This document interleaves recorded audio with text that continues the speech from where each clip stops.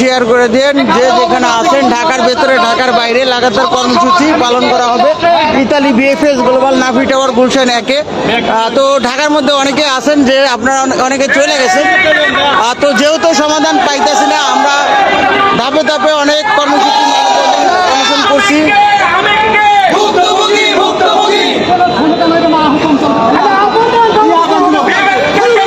যে যেখানে আছেন ওরা কথা কন না, যেখানে আছেন ঢাকার বাইরে এই মাসুদ ভাই কই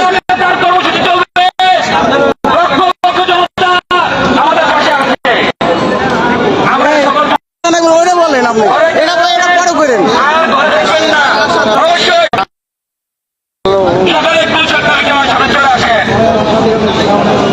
আপনি বলেন যে যারা যে যেখানে আছেন ঢাকার ভেতরে ঢাকার বাইরে প্রত্যেকটা জেলা জেলা থেকে স্থায়ী কর্মসূচি পালন করা হবে এটা বলেন।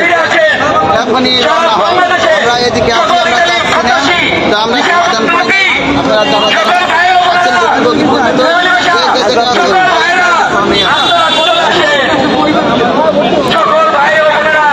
আপনারা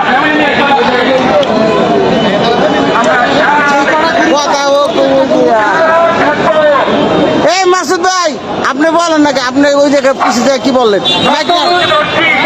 এই মাইকটা মাসুদ ভাইয়ের কাছে দেন, মাসুদ ভাইয়ের কাছে দেন, মাসুদ ভাইয়ের কাছে আপনি বলেন।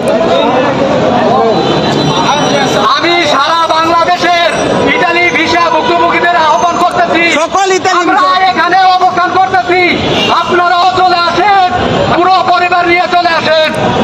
আমরা কোনো সিদ্ধান্ত না নিয়ে যাব না, আমরা আমাদের অবস্থানে অনড়। ভিডিওটা শেয়ার করে দেন আর ইতালি BFS global Nafi tower Gulshan একে চলে আসেন ঢাকার ভেতরে এবং কি ঢাকার বাইরে যে যেখানে আছেন। আমরা দীর্ঘদিন মানববন্ধন অনশন গণ অবস্থান কর্মসূচি অনেক কিছুই করছে, আমরা কোনো সমাধান পাই নাই। পররাষ্ট্র মন্ত্রণালয় স্বরাষ্ট্র মন্ত্রণালয় কোথায় না গেছে এই ভুক্তভোগীরা family visa tourist visa business visa work visa category প্রত্যেকটা ক্যাটাগরিতে আজকে 2022 সাল 23 সাল 24 সাল এখন চলতেছে 25 সাল একটা সমাধান পাইতেছে না। তো 2025 সালের সমাধান দিতেছে কিন্তু 2023 সাল 24 সালের সমাধান দিতেছে না। তো অতএব যারা সমাধান পান নাই সকল ভুক্তভোগীদের আহ্বান জানানো হইতেছে যে আজকে সারাদিন ইতালি এম্বাসির সামনে অনশন কর্মসূচি পালন করা হয়েছিল, ওইখান থেকে আমাদের কোনো ডিসিশন জানা নাই। Italy BFS global Nafi tower Gulshan একে আমরা অবস্থান করতেছি, এখানেও আমাদের কোনো ডিসিশন জানা নাই, এই জন্য আমরা অনশন